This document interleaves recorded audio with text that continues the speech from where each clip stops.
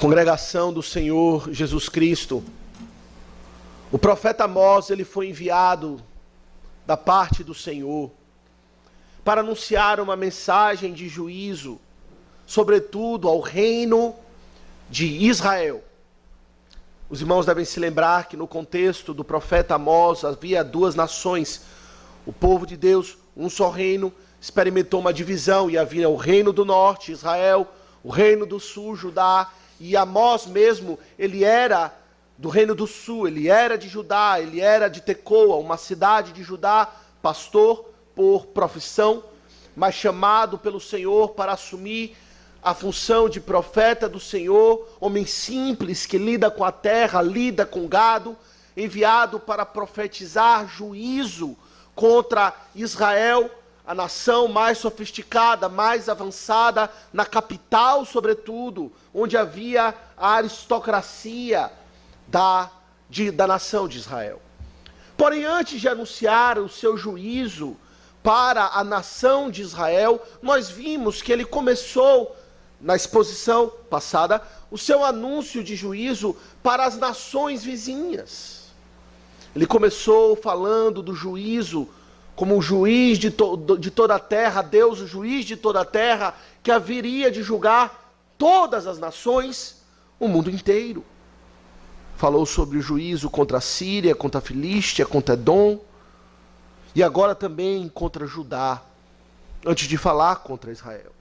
E a pergunta, meus irmãos, que queremos primeiramente considerar é: por que Deus começou então a falar do juízo dele a outras nações, antes de falar do juízo dele diretamente a Israel, que era o foco da mensagem do profeta Amós?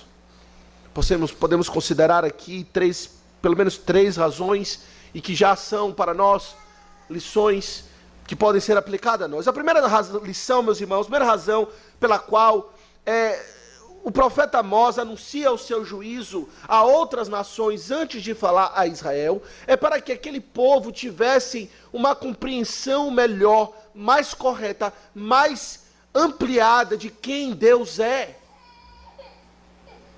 Quando não compreendemos o Senhor corretamente, isso corrompe a nossa relação com Deus, não é? Corrompe toda a nossa vida. É necessário que compreendamos quem Deus é, e assim o Senhor, ao falar para Israel, ele se apresenta não apenas como Deus deles, mas como o Deus de todo mundo. O juiz de toda a terra, aquele que julga com justiça, que odeia o pecado, onde quer que o pecado seja encontrado, fala da ira do Senhor, que foi provocada por aquelas nações. Ele se revela como Deus que pode destruir as fortalezas, que trazem segurança carnal para os homens, uma falsa segurança, uma segurança para Deus apenas frágil, que não pode resistir à sua força. Assim ele fala que haveria de meter fogo nos castelos daquelas nações e destruí-las totalmente. Deus se revela como Deus que não pode ser resistido na sua ira e no seu juízo. Mas também fala da paciência de Deus. Por 3 transgressões e por 4, o profeta Amós anunciou isso, falando de que aquele povo, aqueles povos, aquelas nações estavam pecando cada vez mais, até encher a medida da paciência de Deus. E de fato encheram. Esgotaram a paciência do Senhor, pecaram até provocar o Senhor, mas que resistiu por tanto tempo, com paciência. Fala que Deus deve ser temido, porque ele ruge de Sião, e o seu rugido se faz ouvir nos 4 cantos da terra, e que o nome dele deve ser temido por toda a alma vivente. Que importante compreender isso. Como é necessário compreender quem Deus é. Uma falha na compreensão de Deus, dos seus atributos, da sua grandeza, compreendida com equilíbrio, isto é, com toda a gama de atributos que o Senhor se revela a nós, não apenas como Deus amoroso, misericordioso, gracioso, mas também o Deus justo, santo, que odeia o mal, aborrece a iniquidade e julga retamente. Tudo isso está na raiz de um relacionamento adequado com Deus. Muitas coisas que estão erradas na nossa vida têm a sua raiz numa compreensão diminuta de Deus. Uma compreensão de um Deus que talvez não possa socorrer, de um Deus que não possa nos atender nas nossas orações, ou de um Deus que talvez não se importa com a nossa vida e que possamos continuar em pecado, que Ele não está tão preocupado com isso. Toda preguiça, toda falta de zelo no serviço para com Deus, toda falta de disciplina, falta de zelo, falta de amor e dedicação ao Senhor, tem a sua raiz aí numa falta de compreensão de quem Deus é, e Deus ele vai se manifestando para Israel com os seus atributos grandiosos, para que antes de que eles ouçam o juízo que viria sobre eles, eles compreendam quem é o Deus que está mandando aquela mensagem de juízo. Mas essa mensagem, meus irmãos, também os ajuda a compreender não apenas quem Deus é, mas compreender quem eles são corretamente. Somente quando contemplamos a Deus na sua santidade, é que contemplamos a nós mesmos corretamente na nossa pecaminosidade. Somente quando o fulgor da glória do Senhor, da sua majestade, da sua lei, da sua justiça e da sua santidade brilha sobre o homem, é que vemos com mais clareza as corrupções do nosso coração. Israel deve compreender isso, que Deus é imparcial no julgar, e que Israel não será poupada no julgamento. E a despeito de ser o povo da aliança, a despeito de ter recebido muitos privilégios da parte do Senhor, o Senhor há de julgá-los com a mesma balança com que tem julgado os demais. Julgamento com retidão e com equidade. Eles se compreendiam privilegiados, e de fato eram, mas que de fato eles pensavam, receberemos um tratamento diferenciado. Receberemos um certo privilégio, teremos um julgamento que talvez seja mais ameno no nosso caso. A mensagem do Senhor é não, porque eles não compreendem quem Deus é, eles também não compreendem quem eles são, não compreendem a gravidade do seu pecado, pois pecaram não apenas contra a lei de Deus, como as demais nações, pecaram também contra o amor de Deus. Pecaram contra a bondade de Deus. Deus abençoou, não é? Deus nos tem abençoado também. Que eles pecam contra Deus. Deus concedeu a eles a sua graça, a sua bondade. Mais adiante, ao longo da exposição de Amós, isso ficará evidente o quanto Deus abençoou aquele povo. E a despeito de tamanha bênção, eles rejeitaram tudo isso. No capítulo 3, verso 1, nós lemos o seguinte, veja o que Deus fala. Ouvi a palavra que o Senhor fala contra vós outros, filhos de Israel, contra toda a família que ele fez subir da terra do Egito, dizendo, de todas as famílias da terra, somente a vós outros escolhi. Portanto, recebereis um tratamento diferenciado? Não. Amós diz, portanto, eu vos punirei por todas as vossas iniquidades, vos julgarei de modo imparcial.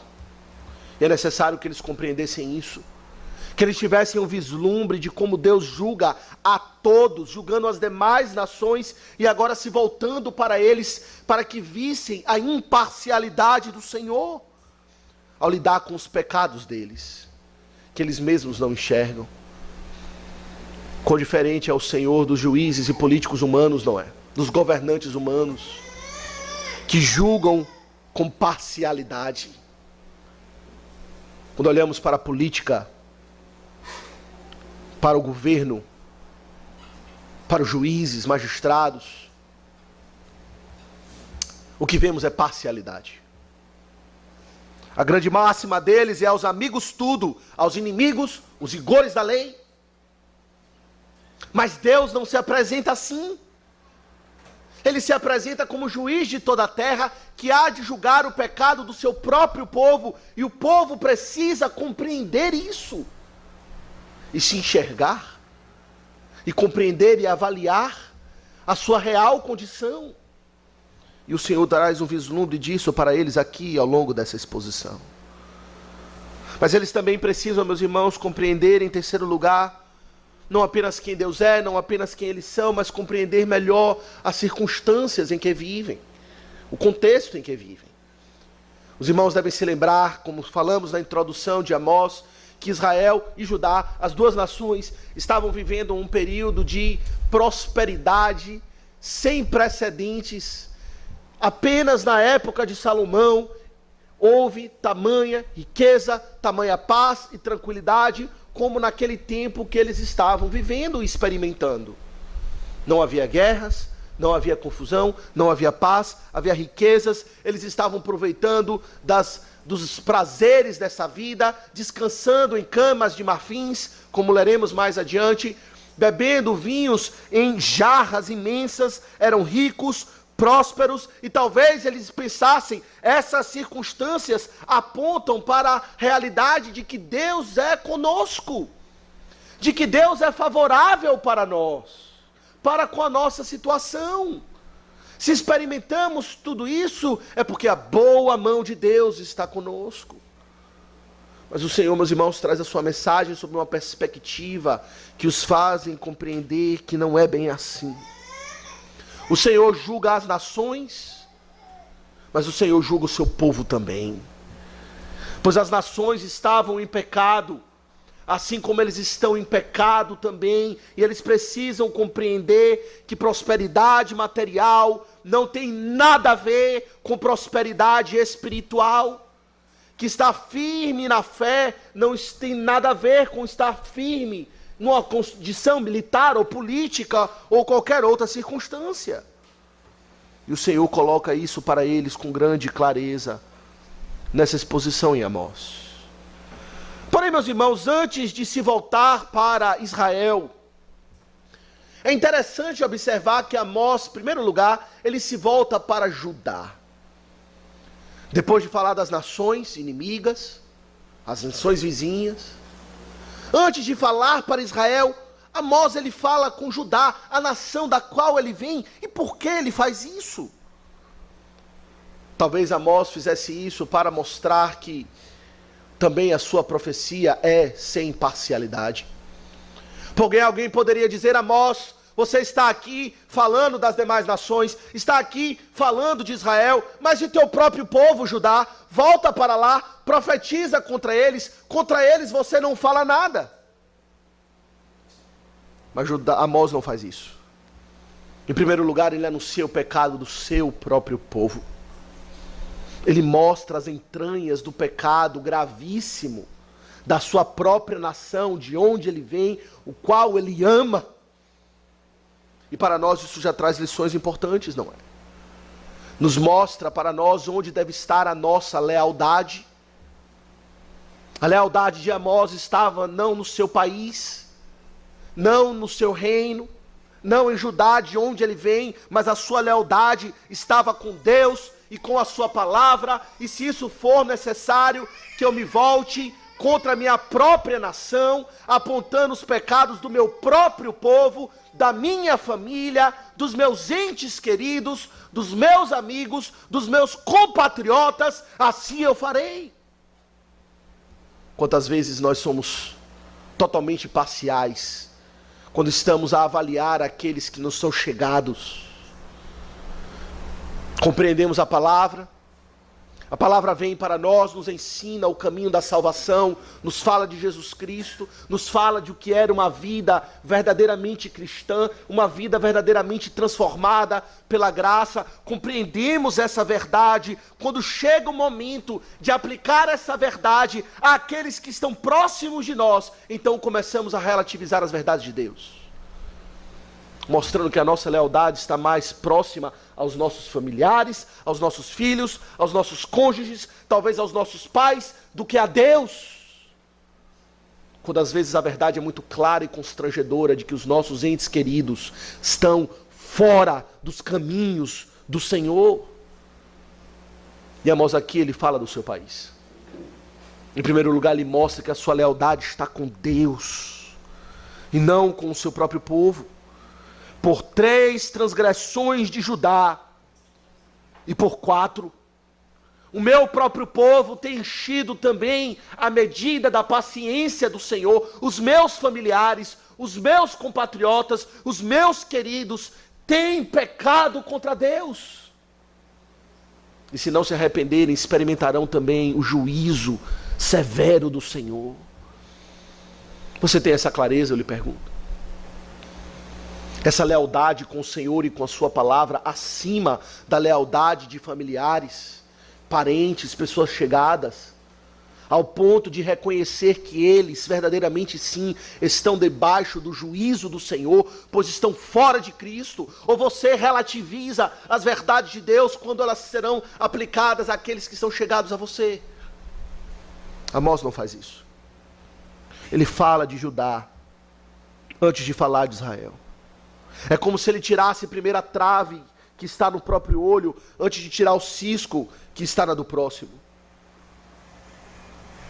Ele faz o dever de casa. Ele reconhece os pecados próximos dele. E quais são, meus irmãos, os pecados de Judá? É interessante que quando olhamos os pecados das demais nações, observamos que havia algo em comum em todas elas. Sobretudo no pecado, no 4º pecado, que provocou por excesso a ira do Senhor. O que vimos é que todas essas nações pecaram contra o povo de Deus, perseguiram o povo de Deus, foram opressores, inimigos do povo do Senhor. E qual é o pecado de Judá? O pecado de Judá é o pecado maior, daqueles que rejeitaram o próprio Senhor e a sua palavra. É isso que lemos aqui no verso 4, não é? Assim diz o Senhor, acompanhem comigo, por 3 transgressões de Judá e por 4, não sustarei o castigo. Por quê? Porque rejeitaram a lei do Senhor e não guardaram os seus estatutos. Rejeitaram a lei do Senhor. Meus irmãos, o Senhor deu a esse povo a sua palavra. As demais nações também eram culpáveis diante de Deus, pois tinham o conhecimento geral do Senhor. Aquilo que lemos em Romanos 1, dos atributos invisíveis de Deus, que são claramente reconhecidos por meio das coisas que são criadas. As nações têm um certo conhecimento do Senhor e por isso são culpadas, mas Judá tem a palavra do Senhor, toda especial, na qual revela a vontade do Senhor. E aqui nos é dito que eles trataram essa palavra com rejeição, com desprezo, como algo de pouca importância.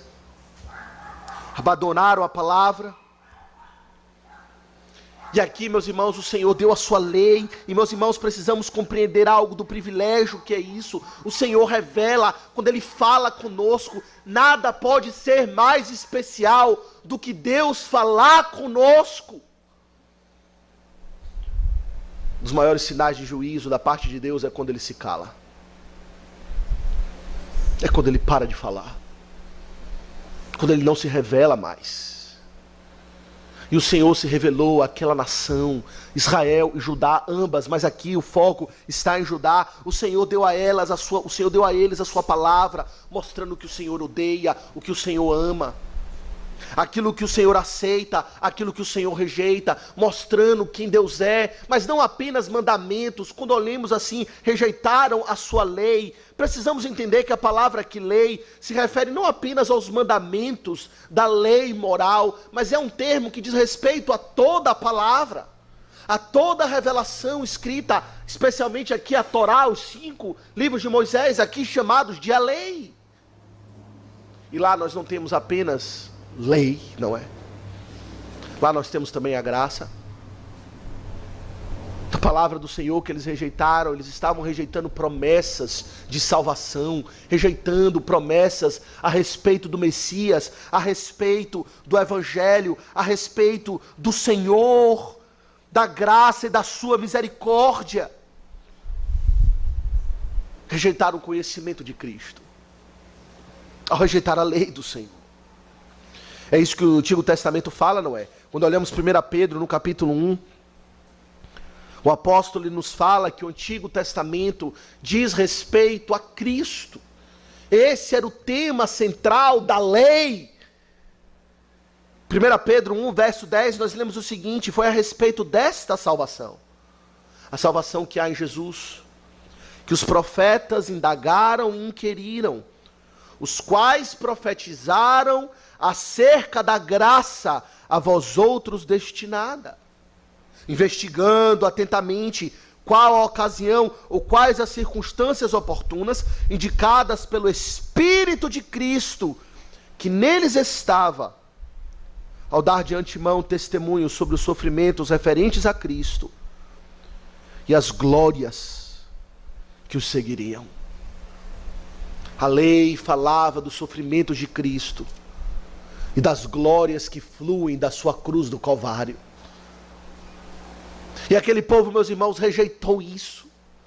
O grande privilégio, meus irmãos, dos judeus, era justamente terem recebido a palavra de Deus. O próprio apóstolo Paulo, falando sobre os judeus em Romanos, no capítulo 10, ele diz o seguinte, aliás, no capítulo 3, ele fala que a vantagem do judeu é muita sobre todos os aspectos, principalmente porque a eles foi confiado os oráculos de Deus.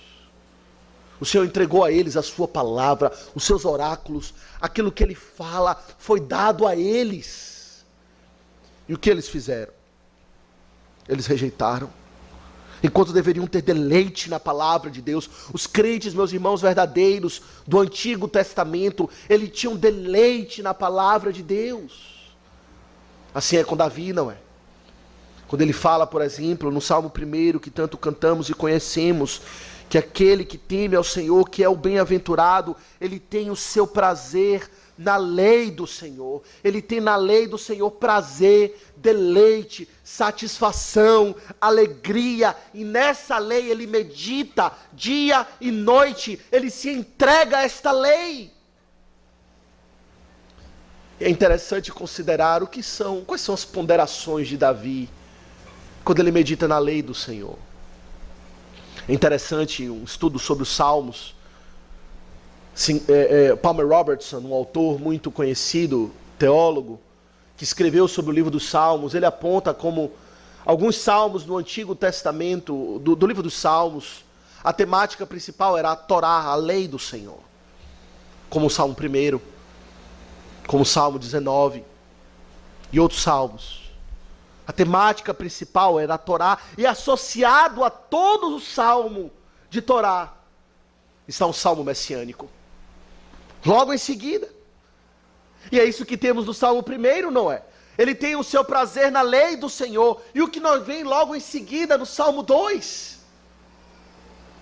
Uma meditação dessa lei, que fala a respeito do ungido do Senhor. Quando ele fala no Salmo 2, eu, porém, diz o Senhor, verso 6 do Salmo 2, constituí o meu rei, o meu ungido sobre o meu monte Sião. No final do verso 2 ele fala, beijai o filho, para que não se irrite. Coloque a confiança no Filho, creia no Filho. As ponderações de Davi a respeito da lei o leva a compreender a respeito do Messias, a respeito de Jesus e de Cristo. E por isso ele se deleita na lei do Senhor. Porque na lei ele vê o Senhor. Ele vê Jesus Cristo e a sua graça.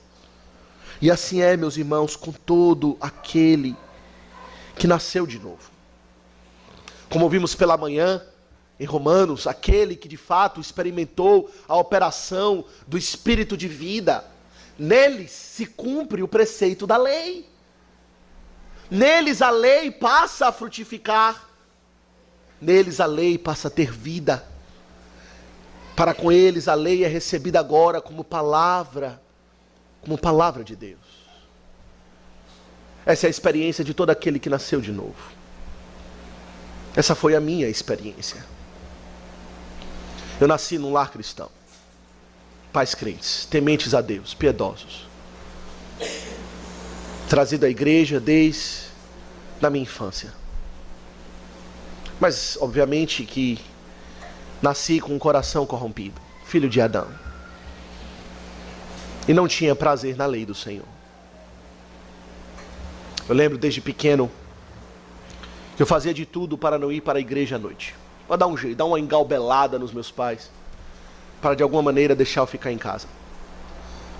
Eu lembro de duas coisas que eu queria fazer ao ficar em casa domingo à noite: assistir Topa Tudo por Dinheiro e WWF. Era um programa de TV de luta de mentirinha. Não sei se você conhece. Isso era o meu prazer. Era isso que eu tinha interesse. Ver aviãozinho de papel sendo jogado para um auditório. Pegadinhas. Engraçadas. Eu queria ficar em casa para assistir isso. Deixar de ir para a casa do Senhor para me entregar a bobagens.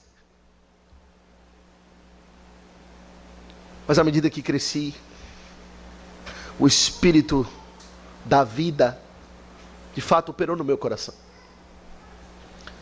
Com 17 anos eu experimentei a conversão. Já contei aqui algumas circunstâncias. Eu estava juntamente com a igreja num trabalho evangelístico para evangelizar outros, sendo eu mesmo quem precisava de conversão. E à medida que evangelizamos, eu tive vergonha do nome de Jesus, de estar ali na rua falando de Jesus. E essa vergonha veio ao mesmo tempo com profunda convicção de pecado, porque eu senti vergonha. Eu senti vergonha de sentir vergonha de Jesus. E por meio disso ali o Senhor me trouxe arrependimento, convicção de pecado. Eu falei, eu não posso ter vergonha de Jesus. E ali o Senhor me converteu. Ali o Senhor de fato me libertou da lei, do pecado e da morte, como vimos pela manhã. Me fez uma nova criatura. E desde então o Senhor tem mudado muitas coisas na minha vida. E muitas coisas ainda precisam mudar. Mas uma coisa mudou naquele dia. Radicalmente. A partir daquele dia, eu passei a sentir prazer na lei de Deus. Não queria ficar mais em casa para assistir Topa Tudo por Dinheiro. Eu queria ir para a igreja para ouvir a palavra de Deus. Eu levava a Bíblia para a escola para ler no recreio. A partir daquele dia, a Bíblia passou a ser vida para mim. E assim é a experiência de todo aquele que nasceu de novo. Ele passa a amar a palavra de Deus. E o que vimos aqui em Judá é que o Senhor deu a sua palavra, comunicando vida, comunicando graça, comunicando salvação, falando de Jesus Cristo. E o que eles fazem? Rejeitam a palavra. Não guardam os seus estatutos. Diz Amós. Meus irmãos, é triste considerar que isso aconteceu durante muitos e muitos anos na vida daquele povo. Para nós, tem uma história que salienta muito isso, o quanto houve desprezo para com a palavra de Deus nos tempos daqueles reis. Porque durante Uzias, Judá veio, ou melhor, Amós veio, denunciou Judá por desprezar a palavra do Senhor. Porém, é um episódio que acontece aproximadamente 100 anos depois, que marca o quanto a palavra de Deus foi desprezada. 100 anos depois, o Senhor manda um rei piedoso, chamado Josias, rei de Judá, daquela nação, que reinou 100 anos depois de Amós. E o Senhor deu graça a Josias. Foi um rei temente ao Senhor. Não como seus pais, não como Jeroboão, que fez Israel pecar, como homens que não temeram ao Senhor. Josias tinha temor pelo Senhor. E Josias então, ele precisa restabelecer o culto. E ele manda um profeta para ir até o templo, profeta, ou melhor, o sacerdote Ilquias, para ir ao templo e arrumar as coisas lá que estavam abandonadas. E Ilquias vai lá no templo e está arrumando as coisas, talvez limpando, dando uma faxina. E o que Ilquias acha? Perdido lá num canto, largado, um livro. que ele acha lá. Quando Ilquias acha aquele livro, ele traz para o escrivão Safã, que era um escriba. Ele fala, olha o que esse livro que eu achei. E aí o escriba, ele lê. E era a palavra do Senhor, que estava ali esquecida. E então eles precisam dar um relatório para o rei. O rei os comissionou para irem e cuidar das coisas do templo. E então vai lá Safã e dá um relatório. Olha, eu contei toda a arrecadação que eu precisava contar. E ele passa um relatório para o seu trabalho, para o rei Josias. E no final daquela reunião que eles tiveram, ele diz o seguinte: eu preciso também falar outra coisa aqui. Achamos algo no templo. Achamos esse livro. Ele entregou para o rei. E Safã leu o livro perante o rei Josias. O texto diz o seguinte, em 2 Reis, a partir do verso 22, no verso 11. Que tendo o rei ouvido as palavras do livro da lei, ele rasgou as suas vestes. E o rei Josias diz o seguinte, tendo ouvido a leitura da palavra do Senhor, ele diz, ide, consultai o Senhor por mim. Ele chama o sacerdote e fala, consultai o Senhor por mim, pelo povo e por todo o Judá, acerca das palavras deste livro que se achou. Porque grande é o furor do Senhor que se acendeu contra nós, porquanto nossos pais não deram ouvidos a palavras deste livro, para fazerem segundo tudo quanto de nós está escrito. A palavra foi abandonada. 100 anos esquecida em um canto, rejeitada, desprezada, abandonada, não lida, acumulando poeira. Eu lhe pergunto, meus irmãos, e aqui eu falo especificamente a igreja do Senhor, aqueles que nasceram, que dizem crentes no Senhor Jesus, que dizem serem salvos pela graça, que dizem serem discípulos do Senhor. Eu lhe pergunto, que valor você tem dado à palavra de Deus? Você já parou para ponderar as implicações de termos nas nossas mãos as verdadeiras palavras do Criador do universo, do Redentor de pecadores, de não conhecer a Deus meramente por meio das coisas criadas, no qual temos um conhecimento geral a respeito dele, mas ouvir a sua voz, ouvir ele falar com clareza. A Bíblia, meus irmãos, não são palavras sobre Deus. A Bíblia é a palavra de Deus. É Deus falando.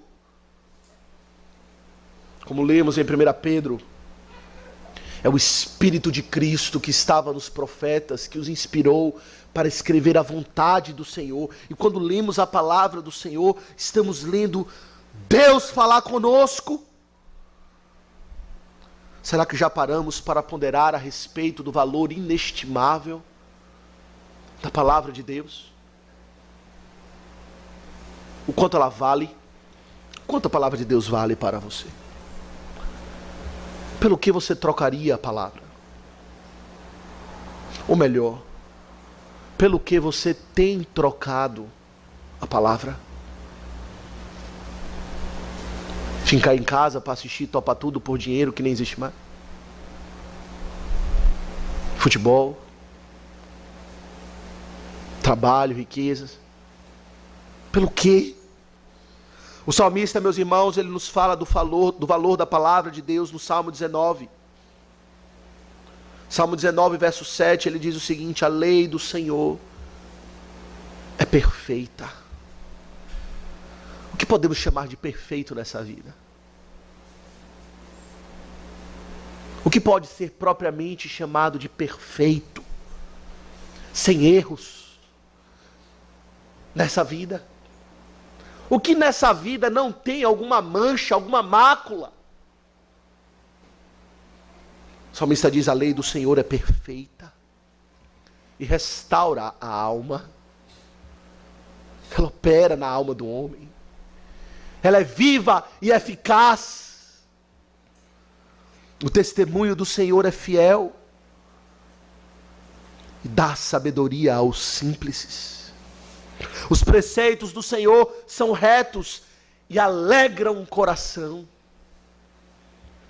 O mandamento do Senhor é puro, ilumina os olhos. O temor do Senhor é límpido e permanece para sempre. Os juízos do Senhor são verdadeiros e todos igualmente justos. São mais desejáveis do que ouro, mais do que muito ouro depurado, e são mais doces do que o mel e o destilar dos favos.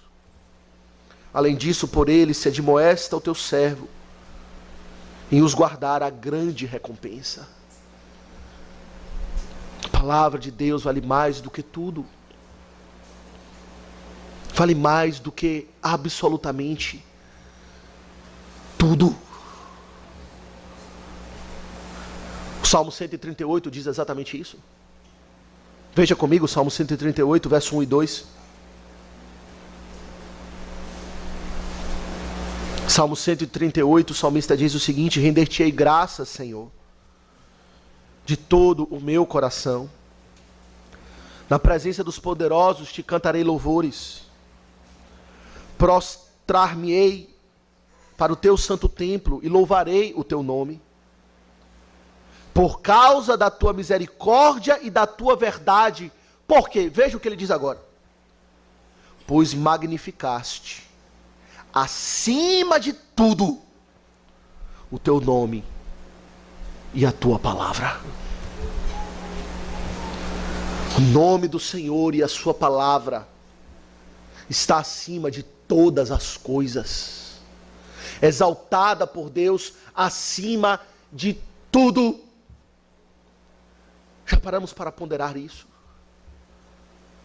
O que é desprezar aquilo que é exaltado acima de todas as coisas e trocar por coisas banais? Você já parou para ponderar a respeito das implicações eternas da palavra de Deus? A palavra de Deus não passa. Aqui está um tesouro que não se desvanece, algo que não perde o seu valor, que é rico para todo sempre, uma riqueza que não se desgasta, que não perde a sua relevância, jamais perde a sua relevância. Se como igreja queremos ser relevantes, existe esse termo da moda, alguns observam, a igreja quer ser relevante, e com isso usa-se a ideia de precisamos adotar certos aspectos da modernidade e da cultura para conseguir falar com as pessoas, pois precisamos ser relevantes, precisamos ter algo para aquele tempo. Porém, meus irmãos, se queremos ser relevantes, precisamos nos apegar àquilo cuja relevância nunca passará, que é a palavra do Senhor. Não precisamos nos adequar aos tempos, pois a palavra, ela sempre tem o seu valor. Eu fico pensando o quanto nós damos atenção às coisas que passam rapidamente. Especialmente agora, e eu confesso, eu tenho acompanhado um pouco política, lido, procurado ler um pouco mais, acompanhado o governo, toda aquela lambança que a gente constantemente vê. E ficamos atentos a cada uma das coisas que são ditas, cada detalhe, cada revés, cada idas e vindas que acontecem nos governos e nos nossos governantes e na política. Cada coisa que é dita e analisada, e os jornalistas param e ponderam cada palavra, cada coisa que é dita. Bolsonaro chamou a mulher do presidente da França de feia. Vamos agora parar e gastar horas e horas e horas ponderando as implicações disso. E de fato existem. Mas daqui a 20, 30, 40, 100, 200, 500 anos... patético, não é? Quando paramos para ponderar, considerar o quanto nos gastamos para pensar e meditar a respeito daquilo que logo, logo perderá completamente a sua relevância. é a palavra de Deus. O próprio Senhor Jesus diz: passarão os céus e a terra, porém as minhas palavras não passarão. Daqui a 500 anos, se assim o Senhor não voltar aqui até lá, e eu espero que Ele já tenha voltado, pouco lembraremos a respeito das nossas circunstâncias atuais, o qual nos dedicamos tanto para acompanhar e ver. Porém a palavra do Senhor permanecerá. Os homens continuarão a estudar a palavra do Senhor, continuarão a se debruçar e refletir a respeito de Jesus Cristo, da sua glória, da sua graça, da sua verdade. A palavra de Deus não passa, e nos dedicamos àquilo que passa, tanto em detrimento daquilo que é perene. Por que fazemos isso? Porque rejeitamos tanto a palavra do Senhor, a sua lei. Se ela é tão preciosa. É preciso compreender, meus irmãos, enquanto crentes, que a forma como nos relacionamos com a palavra de Deus é a forma como nós nos relacionamos com Deus. Essas duas coisas são a mesma. Não é possível ter um relacionamento com Deus sem a palavra de Deus.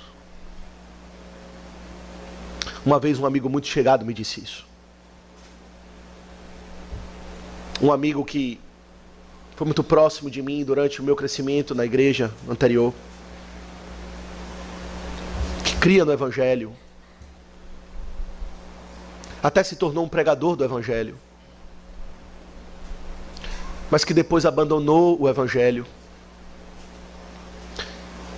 E ao estar abandonando o Evangelho, ele me disse isso: eu não creio mais que eu preciso da palavra de Deus para ter um relacionamento com Deus. Que engano!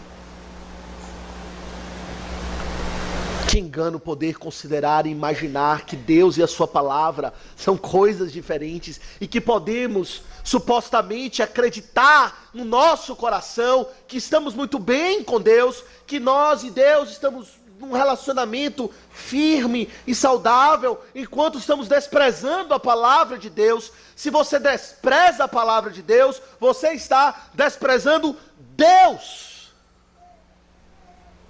Será que não compreendemos isso? Será que não entendemos isso? Judá não entendia isso, achava que Deus estava com eles, que Deus era favorável com eles. Por quê? Por causa de bênçãos materiais, por causa de paz, por causa de prosperidade, por causa de riquezas, e enquanto isso, desprezando a palavra do Senhor,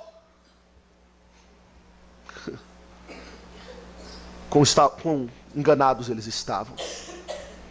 E a mesma coisa, meus irmãos, se aplica também à pregação da palavra de Deus. A pregação da palavra de Deus deve ser recebida como ela é, palavra de Deus.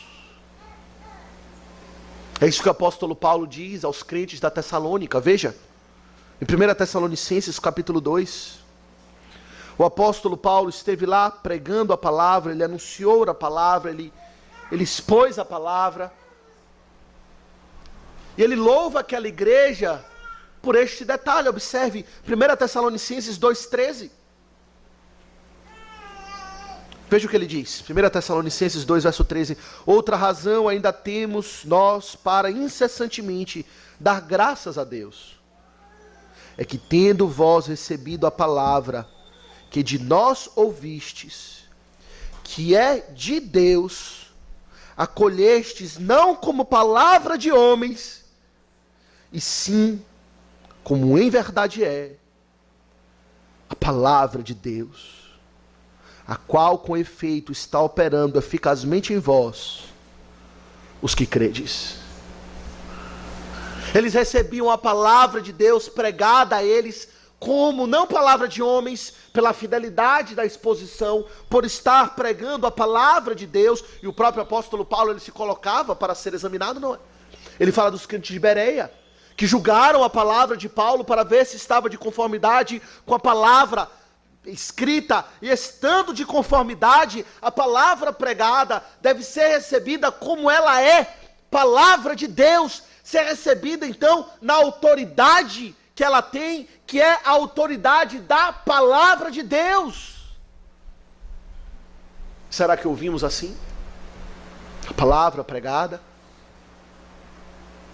como palavra de Deus, ou a rejeitamos também?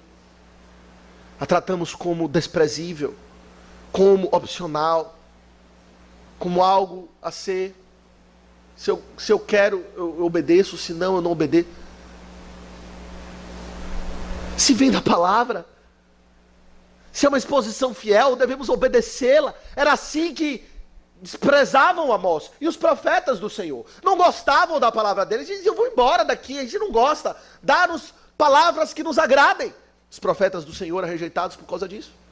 Eles escolhiam os profetas que eles gostavam, que tinham uma palavra que era mais aprazível a eles.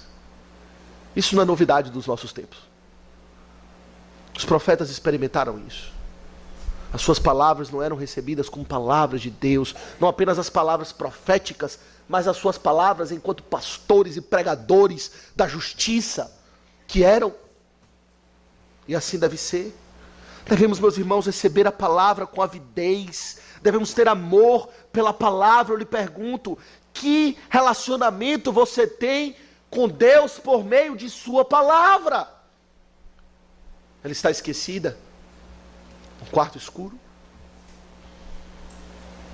Nós temos um privilégio ainda maior do que eles tinham, não é? Primeiro porque nós temos a revelação completa, que eles não tinham.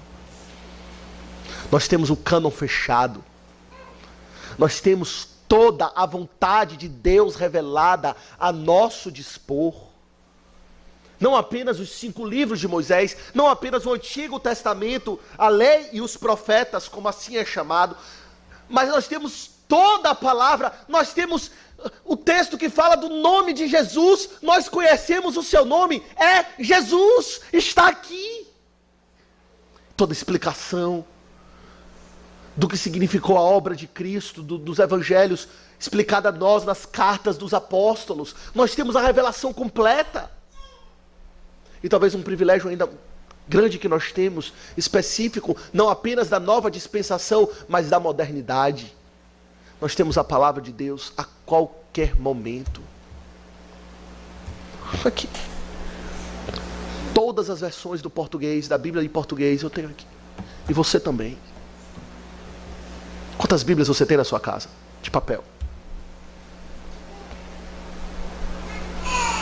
Recentemente eu vi que lá no seminário onde eu estudei, eles receberam de presente de um historiador, não sei quem foi que deu para eles de presente, uma cópia da Torá, dos 5 livros de Moisés, escrita no século, se eu não me engano, escrita no século XVIII.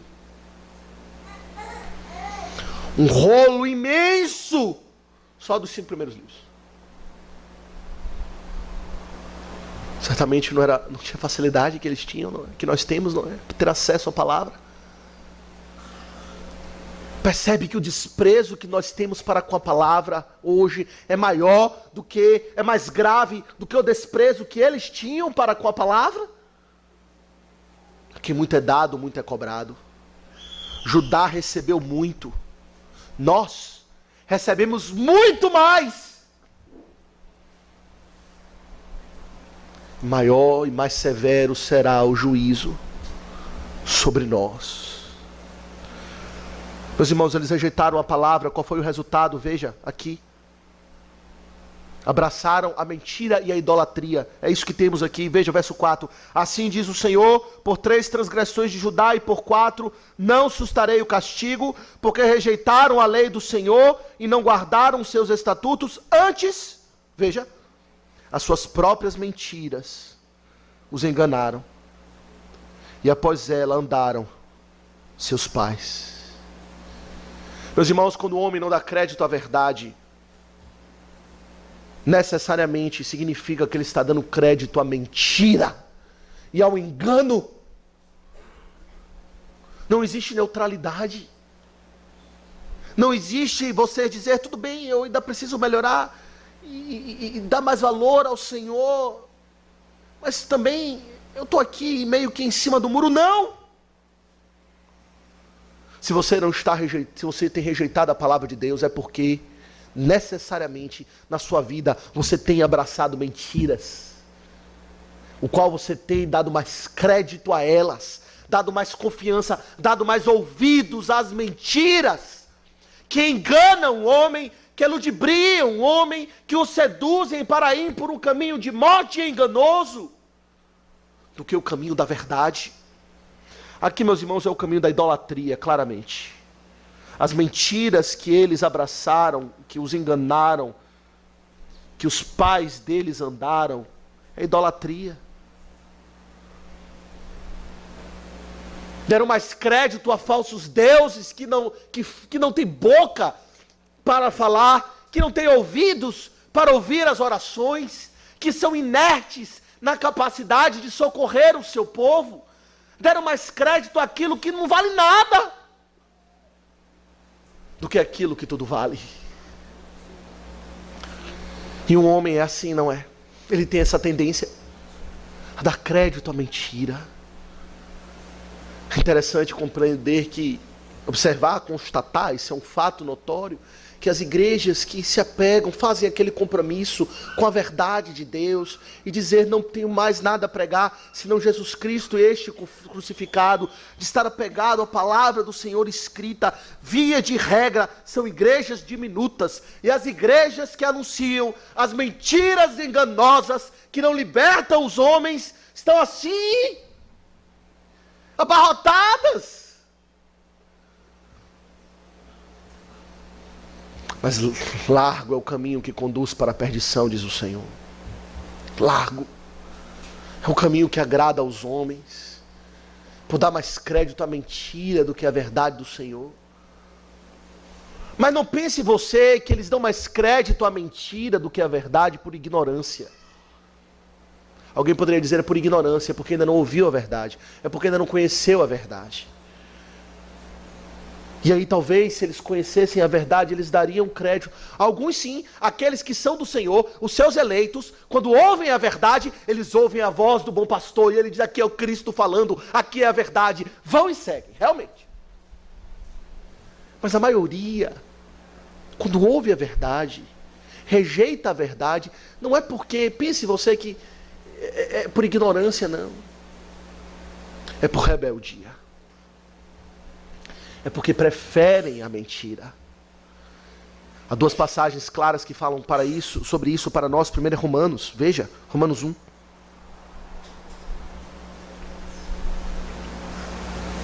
E aqui é bem verdade, o apóstolo está falando do conhecimento geral de Deus, não da sua Bíblia, não do conhecimento especial, da revelação especial de Deus. Ele está falando do conhecimento geral de Deus, mas não deixa de ser conhecimento de Deus. Mas veja o que ele diz em Romanos 1, no verso 18. A ira de Deus se revela do céu contra toda a impiedade e perversão dos homens, que detêm a verdade pela injustiça. Porquanto que de Deus se pode conhecer é manifesto entre eles, porque Deus lhes manifestou. Porque os atributos invisíveis de Deus, assim como seu eterno poder, como também a sua própria divindade, claramente se reconhecem desde o princípio do mundo, sendo percebidos por meio das coisas que foram criadas. Tais homens são, por isso, indesculpáveis. O homem não pode alegar ignorância. Ele tem o conhecimento de Deus, por isso ele é indesculpável. Mas observe essa partícula, essa expressão que nós temos aqui no verso 18. Eles detêm a verdade pela injustiça. A expressão daqui, meus irmãos, é que o homem, não é que ele não recebe a verdade, ele não tem acesso à verdade, mas é que ele rejeita a verdade, ele se opõe à verdade. Deter a verdade é como se, imagine alguém tentando entrar por uma porta e você segurando aquela porta, segurando a maçaneta, empurrando, não entra, não vai entrar. Todos nós já fizemos isso, ou tentando entrar, ou impedindo que alguém entrasse. Assim é o homem com respeito à verdade do Senhor. Ele detém a verdade. Ele não quer, ele é rebelde contra. não gosta da verdade. Por quê? Há uma outra passagem que nos mostra isso mais claramente. Jesus Cristo nos fala isso. Em João 3, veja o que o Senhor Jesus fala. João 3, a partir do verso 16. João 3,16 é o verso que todo mundo conhece, não é? É interessante se os homens conhecessem os versos imediatos, que estão logo após o João 3,16.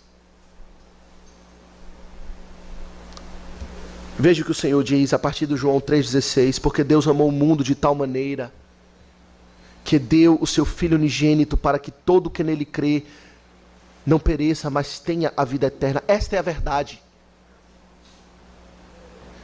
Esse é o resumo da lei e dos profetas. Aqui está. Isso aqui é um resumo do Evangelho, um resumo da palavra de Deus. Está aqui. Mas essa mensagem foi recebida? Vamos continuar a leitura. Porquanto Deus enviou o seu Filho ao mundo, não para que julgasse o mundo, mas para que o mundo fosse salvo por ele. Quem nele crê não é julgado. O que não crê já está julgado, porque não crê no nome do unigênito do Filho de Deus. E o julgamento é este, veja, que a luz veio ao mundo, e os homens amaram mais as trevas do que a luz, porque as suas obras eram más. Pois todo aquele que pratica o mal aborrece a luz, e não se chega para a luz, a fim de não serem arguidas as suas obras. Quem pratica a verdade, aproxima-se da luz, a fim de que as suas obras sejam manifestas, porque feitas em Deus. Sabe por que os homens preferem a mentira? Porque a mentira diz para o homem: você é joia. Você é uma pessoa maravilhosa. Você está tudo bem com você. Mas sabe o que a verdade diz? A luz expõe as obras más dos homens. Expõe o seu coração pecaminoso e a necessidade que ele tem de ser salvo por outro. E por isso, diz o Senhor Jesus, os homens amaram mais as trevas do que a luz. Ou em outras palavras, amaram mais a mentira do que a verdade. Não é por ignorância. É porque os homens querem viver no pecado, sem serem denunciados como pecadores. Querem se deleitar no mal, querem viver do seu próprio jeito. Não querem se submeter a um Deus que ordena que o homem se arrependa e se submeta a Ele. Ainda que isso seja a melhor coisa que pode acontecer na vida dele. Ele não enxerga. Um homem quer ser o senhor do seu próprio destino. Quer ser o seu próprio Deus. Por isso ele rejeita a verdade. Não pense você que é uma mera questão intelectual. Quando um colega seu de trabalho rejeita o evangelho que você pregou a ele. Ele não compreendeu, ele não foi convencido ainda. Nunca é uma mera questão intelectual. Pode envolver questões intelectuais, filosóficas a respeito de Deus existe.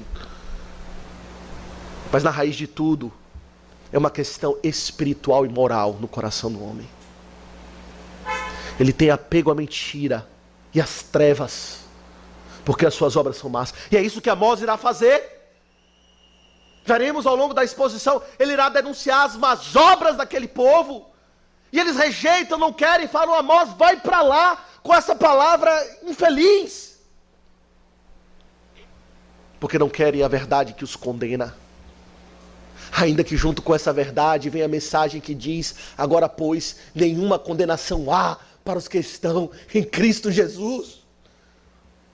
Como o homem é soberbo, não quer se humilhar para receber a salvação perfeita, por causa da dura cerviz. E é esse o caso aqui. Por isso eles dão crédito à mentira e rejeitam a lei do Senhor. Pergunto se isso acontece conosco hoje em dia. Acontece? Não. Os deuses que dão crédito hoje em dia, não, talvez, em alguns casos sim, até mesmo aqui na Bahia, há os deuses tradicionais, não é? Os ídolos. Vivemos numa cidade onde a idolatria ela é tangível, onde há na nossa cidade ídolos erigidos, monumentos. Isso acontece, não é raro você estar dirigindo à noite e ver alguém oferecendo alguma macumba, alguma coisa assim, para alguma entidade maligna. Mas não são apenas esses ídolos que os homens adoram, essas mentiras que eles se entregam, não é? A mentira da saúde, do dinheiro, da prosperidade, propostas de ser feliz aqui nessa vida, com as coisas daqui dessa vida, onde o homem se entrega com todas as forças a um estilo de vida, seja para buscar dinheiro, seja para buscar aquela saúde perfeita que o homem pensa que pode ter, ou então no seu próprio interior, quando o homem é um ídolo a si mesmo. É a religião da autoajuda, é a idolatria do eu. Hoje, autoajuda mudou de nome, agora é coaching. Quando o homem irá descobrir o potencial que ele tem dentro dele mesmo. E aí vem alguém para fazê-lo perceber o quão ele é capaz. E tomando as decisões certas, pode ele mesmo conseguir coisas grandiosas. Isso é dar crédito a uma mentira, em detrimento da verdade. A verdade é o contrário disso. A verdade é aquela que Jesus Cristo disse: sem mim nada podeis fazer, nada, incapaz, impotente. Mas o homem não quer acreditar nessa mentira. Ele quer acreditar que ele é alguém, que ele é uma grande pessoa, com grande potencial. Mas os homens continuam com seus corações idólatras e por isso rejeitam a verdade do Evangelho. E qual é o resultado disso tudo, meus irmãos? É o que temos aqui no verso 5. Juízo. Por isso meterei fogo a Judá, diz Amós, verso 5. Fogo que consumirá os castelos de Jerusalém. Meus irmãos, os castelos de Jerusalém. Para nós, talvez seja fácil ouvir fogo que consumirá os castelos de Edom, fogo que consumirá os castelos dos sírios, da Filístia, dos edomitas, dos amonitas. Mas Deus vai mandar fogo que consuma os castelos de Jerusalém. Existem os castelos de Jerusalém. Existe uma falsa segurança dentro daquele chamado ambiente pactual, onde eu me fio no meu status de judeu. O templo do Senhor, o templo do Senhor, o templo do Senhor está aqui. E quantos não fazem assim com a igreja do Senhor? Usam a igreja como um mero refúgio supersticioso, pagão, enquanto continuam com a mesma vida de pecado. É interessante observar isso. Algumas pessoas, isso me parece ser um fenômeno relativamente comum. Pessoas que estão desviadas da fé continuam a dizimar. Você já viu isso? Está longe do Senhor, mas é preciso dizimar. Talvez na cabeça dela ali, se eu não der o dízimo, aí eu vou estar descoberto. É o meu castelo aqui. Eu posso continuar no pecado, mas contanto que eu esteja dando dízimo, eu posso, de alguma maneira, Deus vai me perdoar, né? Ele irá queimar os castelos de Jerusalém, daqueles que querem barganhar com Deus, usar as próprias coisas de Deus de uma maneira mística, de uma maneira supersticiosa, sem Jesus Cristo, sem arrependimento, sem fé nele. O homem não pode se esconder nem mesmo na igreja do Senhor. Pelo contrário, é para lá que o Senhor mandará primeiro o fogo consumidor. Pois a quem muito é dado, muito será exigido. A quem muito se confia, muito mais se lhe pedirão, diz o Senhor Jesus. E o autor aos Hebreus, meus irmãos, ele tem para nós uma descrição vívida do juízo que o Senhor há de mandar sobre a sua própria casa. Veja comigo em Hebreus 10.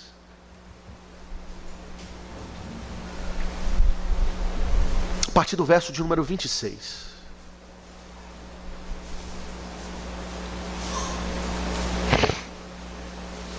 Hebreus 10, a partir do verso de número 26, aqui nós temos uma descrição que poderia muito apropriadamente se aplicar a Judá no tempo de Amós, e verdadeiramente se aplica aos nossos tempos também. Veja Hebreus 10, a partir do verso 26, porque se vivermos deliberadamente em pecado, depois de termos recebido o pleno conhecimento da verdade, já não resta sacrifício pelos pecados. Pausa aqui. Já não resta sacrifício pelo pecado. Não adianta cultuar a Deus. Não adianta se esconder nos castelos de Jerusalém. Não adianta. Se você vive em pecado, conhecendo a verdade, não adianta sacrificar. Pelo contrário, verso 27, olha o que diz. Certa expectação horrível de juízo e fogo vingador, prestes a consumir os adversários. É assim que Deus se refere a esses adversários. Aqueles que estão escondidos nas suas casas, nos castelos de Jerusalém. Lobos em peles de ovelhas. Enganosos, enganados em mentiras. Deus os trata como adversários. E aí veja o que ele diz, o seguinte, verso 28. Sem misericórdia morre pelo depoimento de 2 ou 3 testemunhas quem tiver rejeitado a lei de Moisés. Olha, a rejeição da lei de Moisés, que era o caso de Amós, traria pena capital. Mas veja como ele fala da nossa situação. De quanto mais severo castigo julgais vós, será considerado digno aquele que calcou aos pés o Filho de Deus, profanou o sangue da aliança com o qual foi santificado e ultrajou o Espírito da graça? Ora, nós conhecemos aquele que disse: a mim pertence a vingança, eu retribuirei. E outra vez, o Senhor julgará o seu povo. O Senhor julgará o seu povo. Horrível coisa é cair nas mãos do Deus vivo. Tudo isso porque eles rejeitaram a palavra do Senhor. E rejeitar a palavra do Senhor é rejeitar o verbo da vida. A palavra de Deus encarnada, Jesus Cristo, é calcar o sangue da aliança aos pés do Filho de Deus, profanar o sangue da aliança. Quando rejeitamos a sua palavra, será que percebemos a seriedade de lidar com a palavra do Senhor? Aqui ele nos apresenta um lado da moeda, que é o lado do juízo, mas outro lado da moeda também, que é o lado da bênção que vem sobre aqueles que não rejeitam a palavra do Senhor. Não é apenas por temor de ser julgado, mas aqueles que de fato o temem, e o amam, e o valorizam, e de fato têm deleite e prazer no Senhor, na sua palavra, escrita e encarnada. Esses experimentam, como diz o salmista no Salmo 19, alegria, sabedoria, gloriosas e grandiosas recompensas. Um tesouro inestimável. Deixe-me exortá-lo, para que você de fato ame a palavra de Deus. Não apenas a considere como algo bom, importante, mas como a coisa mais preciosa da sua vida, da minha vida. Pois estamos sujeitos a paixões carnais, meus irmãos, facilmente perdemos de vista a importância da palavra. Não perca, pois esse é o princípio da ruína. É quando nos distanciamos da palavra do Senhor. É o princípio da ruína. Se apegue à palavra de Deus.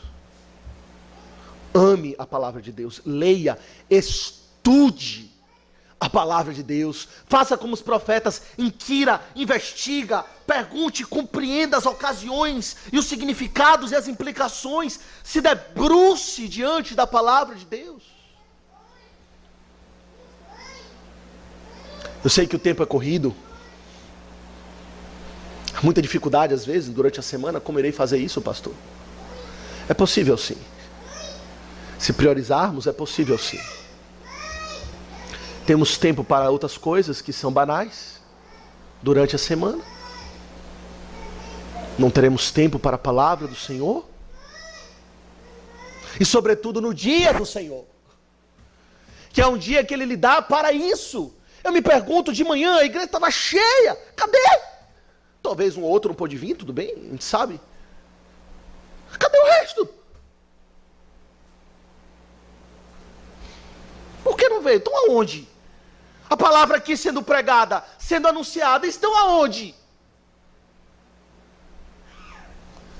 Não despreze a palavra do Senhor. Por elas, o teu servo se admoesta, diz o salmista. E em os guardar, a grande recompensa. Mas em rejeitar, o Senhor meterá fogo e o tratará como seu adversário. Que o Senhor tenha misericórdia de nós e nos abençoe. Amém.